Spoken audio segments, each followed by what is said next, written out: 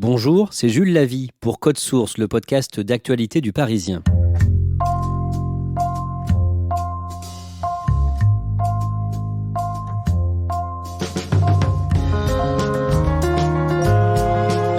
Connaissez-vous l'affaire Ophélie Claude Boxberger ? Cette athlète de 31 ans a été contrôlée positive à l'EPO en septembre 2019, quelques semaines avant les mondiaux de Doha, au Qatar, et un membre de son entourage, le compagnon de sa mère, affirme aux enquêteurs qu'il lui a injecté le produit dopant sans lui dire, le mobile, selon lui, la jalousie. Cet homme de 62 ans évoque une vengeance suite à un dépit amoureux.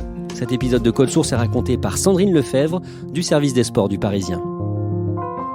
Sandrine Lefebvre, vous couvrez de l'athlétisme depuis plus de 10 ans, depuis les mondiaux de Berlin en 2009. Qu'est-ce qui vous plaît autant dans ce sport ? Les histoires humaines, avant tout. C'est un sport où il y a beaucoup d'athlètes qui sont différents, qui participent à des épreuves différentes, qui ont des caractères totalement opposés, et on crée réellement des liens avec eux.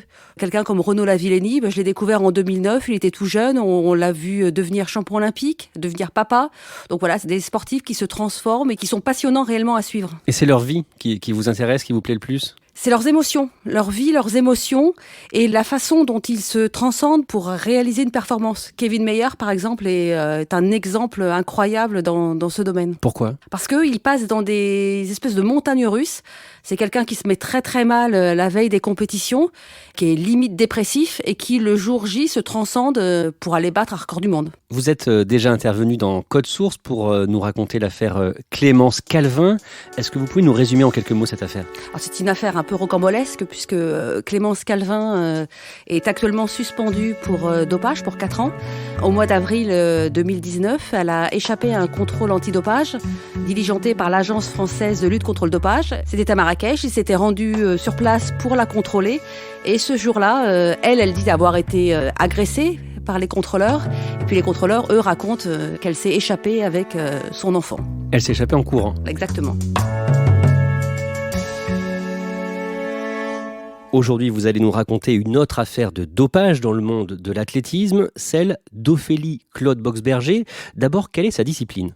Ophélie participe aux 3000 mètres steeple. Elle a commencé l'athlétisme par le 800 mètres, le 1500 mètres, et puis elle est montée en 2015 sur le 3000 mètres steeple. C'est quoi ? C'est une course de fond où il faut passer des obstacles, et notamment une rivière de steeple à chaque tour.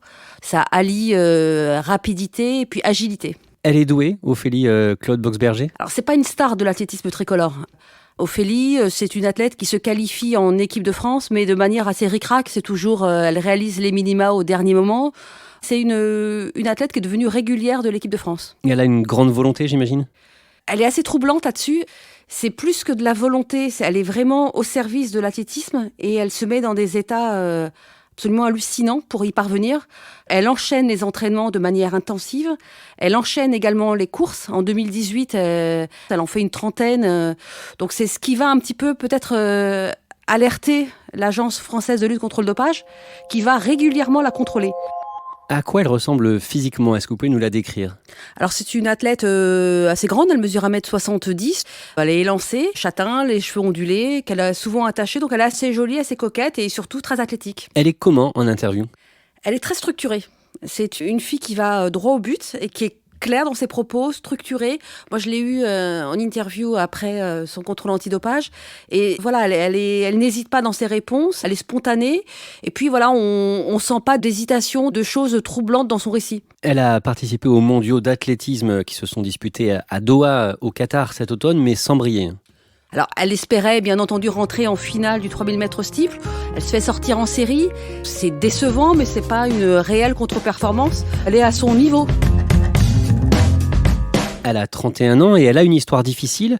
Elle n'a pas connu son père. Qui était-il ? Son père, Jackie Boxberger, il faut revenir un petit peu en arrière et se revoir un petit peu ce qu'était l'athlétisme dans les années 80. On sortait de Michel Jazzy, un grand coureur de demi-fond français qui faisait rêver les Français. Et puis arrive Jackie Boxberger. Alors c'est un coureur pareil de 800, de 1500 mètres. Il va participer 4 fois aux Jeux Olympiques. Et puis, c'est surtout un crossman. Donc, à l'époque, il y avait le cross du Figaro qui faisait rêver tout le monde. C'était le cross de l'année en France. Il l'a remporté à 7 reprises. Il courait pour Sochaux. Il travaillait à l'usine Peugeot. Donc, c'était une star de l'athlétisme tricolore. Et puis, quelqu'un qui, dans une épreuve, dans une discipline de demi-fond, qui passionnait les gens à l'époque. Mais donc, elle ne l'a pas connu. Non, puisque Jackie Boxberger est marié à Flora. Il a un petit garçon qui s'appelle Jérémy. Et puis, on va découvrir plus tard qu'en fait, il a eu une relation extra-conjugale et que de cette relation est née Ophélie, 1 an après Jérémy. Alors, c'est là que c'est un petit peu déroutant avec elle parce que elle parle de son père sans réellement rentrer dans les détails. Elle parle de souvenirs, elle parle surtout de l'image qu'elle a de son père qui participait aux Jeux Olympiques. Elle dit que son rêve, c'est de faire comme lui, d'y aller aux Jeux Olympiques. Et en même temps, quand on lui demande quel souvenir elle a avec lui, là, elle évite un petit peu ces questions, parce que sans doute n'en a-t-elle pas réellement de souvenirs avec lui. Et il est mort quand elle était encore enfant. Elle avait 13 ans, donc il meurt dans des conditions atroces, puisque il est en safari au Kenya avec son épouse et son petit garçon, et il va se faire charger par un éléphant. Et donc, il va mourir au Kenya sous le regard de sa femme et de son petit garçon écrasé par l'éléphant. Et donc, Ophélie était une enfant illégitime, elle n'a pas vécu avec son père. Elle n'a absolument pas vécu avec son père et on ne sait pas trop, d'ailleurs, si elle a beaucoup vu son père durant cette période. Voilà, c'est quelque chose dont elle ne parle pas. Et en tout cas, la veuve de Jackie Boxberger, d'après elle, elle n'a absolument pas connu son père. Quelques mois après la mort de son père, elle va aller au club de Sochaux. Elle pratique pas du tout l'athlétisme à l'époque. Elle fait de la gymnastique, elle joue du piano, elle est virtuose. Elle va s'entraîner dans le stade qui porte le nom de son père. Et quand les résultats vont commencer à arriver, elle va accoler à son nom, elle porte le nom de sa maman, Claude, donc elle s'appelle Ophélie Claude, et elle va accoler le nom de Boxberger, ce qui va agacer la veuve de Jackie, qui va faire un procès pour ne plus qu'elle porte son nom, un procès qu'elle va perdre. Ophélie Claude devient Ophélie Claude Boxberger. Et pendant ce temps, sa mère vit avec un homme qui va être important dans cette histoire, un certain Alain Flaccus. Qui est-il ? Alors, Alain Flaccus, c'est un dirigeant, entraîneur au club de Sochaux, qu'Ophélie va rencontrer. Donc, quand à 13 ans, elle va pousser la porte de ce club. Voilà, il est dirigeant, entraîneur, il va s'occuper d'elle. Et c'est à ce moment-là qu'il va faire la connaissance de Sylvie, la maman d'Ophélie. Ils vont rapidement se mettre en couple sans vivre ensemble. Il devient le beau-père d'Ophélie. Ophélie raconte que elle le voyait régulièrement durant les fêtes de famille. Et puis voilà, il devient un personnage central dans son quotidien.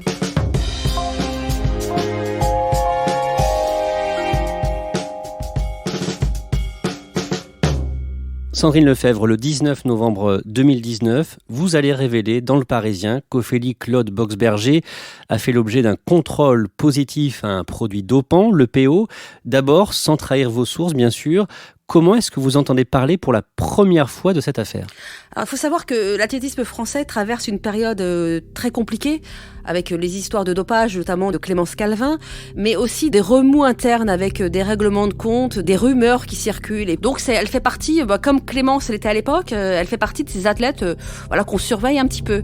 Et puis, je travaille avec d'autres journalistes, avec un journaliste de France Télévisions et avec une journaliste spécialisée dans le dopage. Et puis, on apprend qu'il s'est passé quelque chose et qu'elle a été contrôlée positive avant de partir à Doha. On confronte nos sources et puis on arrive à avoir quelques détails sur les dates, sur le produit qu'elle a pris, parce qu'au départ, on parle juste d'un contrôle positif, on ne sait pas encore que c'est de l'EPO. Donc on va avoir confirmation, puis là on va sortir l'information. Alors concrètement, qu'est-ce que vous écrivez le 19 novembre dans Le Parisien ? Que juste avant de partir à Doha, en rentrant d'un stage en altitude qui se déroulait à Font-Romeu, l'Agence française de lutte contre le dopage, celle-là même qui avait contrôlé Clémence Calvin, l'a contrôlée et que ses résultats sanguins et urinaires ont détecté la présence d'EPO. Quelles sont les réactions après la publication de l'information ? Alors, c'est une double information parce qu'on apprend qu'une information judiciaire a été ouverte à l'encontre d'Ophélie Claude Boxberger, mais également de son entourage. Et à ce moment-là, arrive le personnage qui est son compagnon, Jean-Michel Serrat, qui est médecin à l'époque de la Fédération française d'athlétisme, qu'on soupçonne de l'avoir aidé. Donc son compagnon, Jean-Michel Serra, est médecin à la Fédération française d'athlétisme. Quel est son rôle précisément ? Quelle est son importance dans la fédération ? Alors il est très important puisqu'il est chargé du suivi des athlètes de l'équipe de France, du haut niveau. Il n'a pas en charge le suivi médical des athlètes. En compétition, il est là pour les conseiller, pour les aider. Donc il a un rôle très central. Donc quand il y a un contrôle positif à l'EPO d'Ophélie Claude Boxberger, lui aussi est directement soupçonné forcément à ce moment-là. Les regards se tournent vers lui parce que déjà, il y a un certain nombre de rumeurs qui circulent dans cette fédération. Voilà, il se racontait que le médecin aidait Ophélie à se doper. C'est ce qui se disait à l'époque et qui n'est absolument pas du tout confirmé à l'heure actuelle. L'analyse du deuxième échantillon, l'échantillon B, confirmera le contrôle positif à l'EPO plus tard, le 18 décembre. Mais dès le 27 novembre, Ophélie Claude Boxberger est placée en garde à vue à la gendarmerie de Montbéliard où elle vit. Il s'agit d'une deuxième garde à vue, puisqu'il y a déjà eu une première garde à vue début novembre, lorsqu'on lui a signifié son contrôle antidopage. Et puis là, effectivement, elle est ramenée, placée en garde à vue. Et là, elle va de nouveau répéter qu'elle est innocente. Elle va de nouveau expliquer qu'elle ne comprend pas comment on a pu détecter de l'EPO dans ses urines. Ce qu'Ophélie ne sait pas, c'est qu'au même moment, une autre personne est en garde à vue en même temps à la gendarmerie de Montbéliard. Alors cette personne, c'est Alain Flaclus, le compagnon de sa maman, qui s'occupe de ses massages, qui s'occupe de sa préparation, qui l'accompagne. Elle n'a pas réellement d'entraîneur, Ophélie, donc elle picore un petit peu les conseils à droite à gauche. Et lui, lors des séances de fond, la dirige en pédalant sur un vélo devant pour la motiver. Donc il l'accompagne en stage, et puis il lui prépare ses repas, il amasse, il l'aide dans sa récupération, dans sa préparation. Que dit Alain Flaclus aux enquêteurs ? Ce qu'on apprend, c'est que il s'accuse d'avoir injecté lui-même une ampoule d'EPO à Ophélie lors d'une séance de massage. Sans le lui avoir dit, sans qu'elle ait pratiquement senti quoi que ce soit. Elle raconte qu'elle a senti une espèce de griffure, qu'elle va lui dire mais qu'est-ce que tu es en train de faire ? Et puis il lui dit non mais c'est avec mes ongles, je t'ai accroché avec mes ongles, désolé. Et puis voilà, la séance va se poursuivre. Et selon lui, d'après ce qu'il dit aux gendarmes, pourquoi est-ce qu'il aurait fait ça ? Par jalousie. Parce qu'il raconte qu'il est amoureux d'Ophélie. Donc c'est assez déroutant aussi, il est amoureux d'Ophélie. Il a quel âge ? Il a 62 ans, c'est le compagnon de sa maman. Et il raconte qu'il est amoureux depuis plusieurs années d'Ophélie et qu'il ne supporte pas la relation amoureuse qu'elle entretient depuis quelques mois avec Jean-Michel Serra, médecin de l'équipe de France. Et donc il dit avoir fait ça pour nuire au médecin Jean-Michel Serra ? D'après ce qu'il dit, c'est que forcément les soupçons se seraient tournés immédiatement vers le médecin. Et il a raison, puisqu'effectivement, quand on apprend le contrôle positif d'Ophélie, on pense immédiatement à Jean-Michel Serra. Et Jean-Michel Serra est limogé par la Fédération française d'athlétisme le 3 décembre. Pour des raisons qui n'ont absolument rien à voir avec l'affaire de dopage. Une procédure était en cours depuis les mondiaux d'athlétisme à Doha. Là-bas, ils s'étaient affichés ouvertement avec Ophélie Boxberger. Leur relation amoureuse qui datait du mois de juin est révélée au grand jour, dans un climat malsain, puisque tout le monde va un petit peu se rire de cette relation entre Ophélie qui a 30 ans et puis le médecin qui en a pratiquement 60. Il s'affiche au grand jour et puis le médecin n'est plus vraiment... la fédération va lui reprocher d'avoir un petit peu quitté son poste et de ne pas avoir été très opérationnel ce jour-là.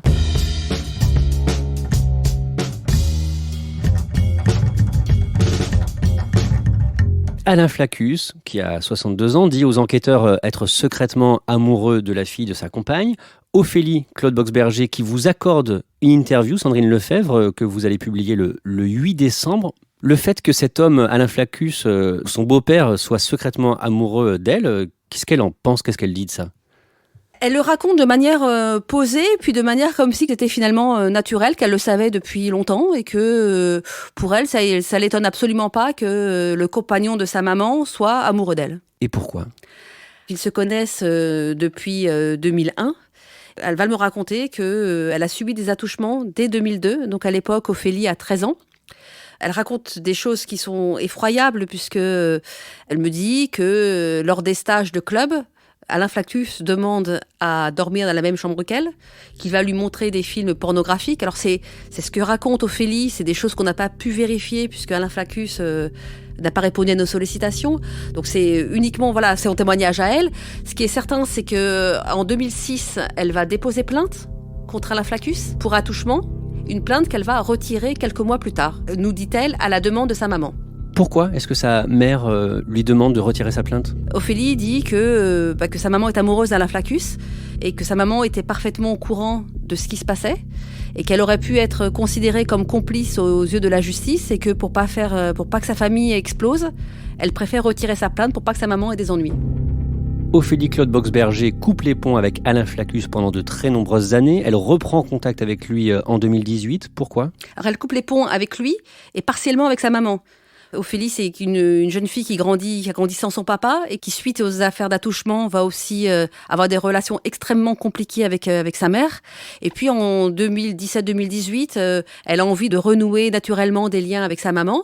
Renouer des liens avec sa maman, ça passe aussi par renouer des liens avec Alain Flaccus. Donc ce qu'elle dit, c'est qu'à la demande de sa maman, Alain Flaccus va de nouveau l'aider dans sa préparation. C'est là qu'il va l'accompagner en stage, qu'il va participer à ses entraînements, qu'il va la soutenir. Qu'est-ce qu'elle dit de lui aujourd'hui ? Est-ce qu'elle lui en veut ? Je lui posais la question parce que ce qui est dingue, c'est d'imaginer qu'elle puisse accepter de se faire masser par quelqu'un qui lui aurait fait subir des choses atroces dans son enfance. Et elle dit qu'elle pensait réellement qu'il avait changé, que le temps avait passé.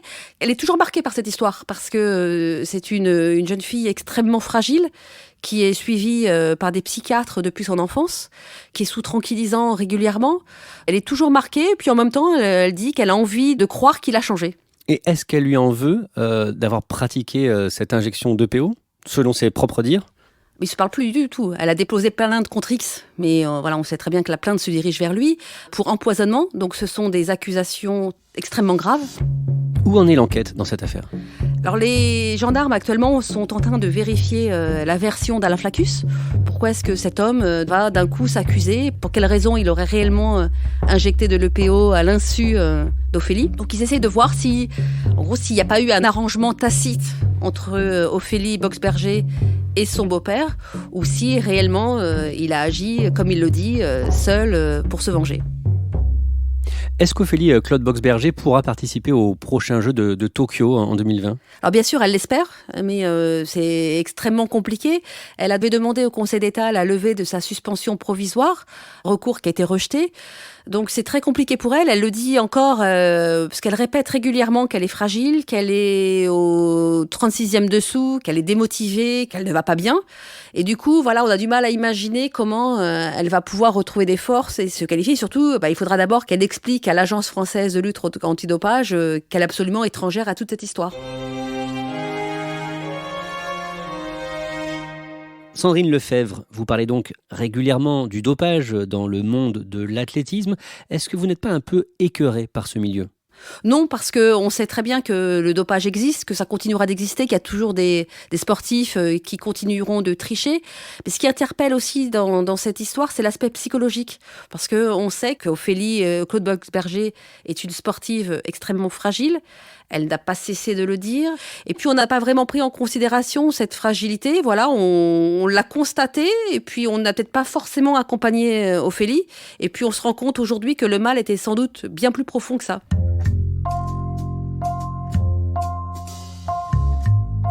Merci à Sandrine Lefebvre.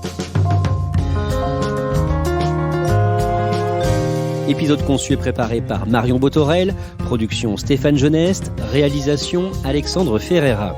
Code Source est le podcast d'actualité du Parisien, disponible chaque soir du lundi au vendredi à 18h. Vous pouvez nous écouter sur toutes les applications de podcast, mais aussi Deezer et Spotify. Et n'hésitez pas à nous écrire directement codesource@leparisien.fr.